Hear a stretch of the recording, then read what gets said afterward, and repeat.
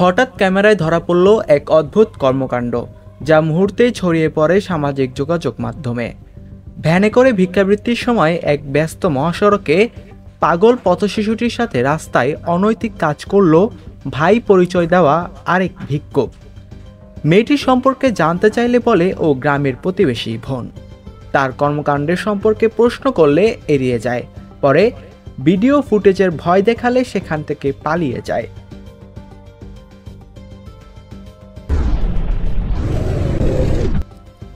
শারীরিক প্রতিবন্ধী ও অসুস্থ বয়স্ক মানুষের কোনোরকম রোজগার করার মাধ্যম হলো ভিক্ষা।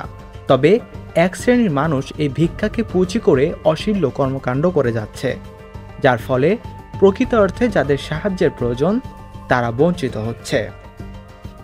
হাসিবুল ইসলাম বাপ্পি, দৈনিক আগামীর কণ্ঠ, নিউজ ডেস্ক।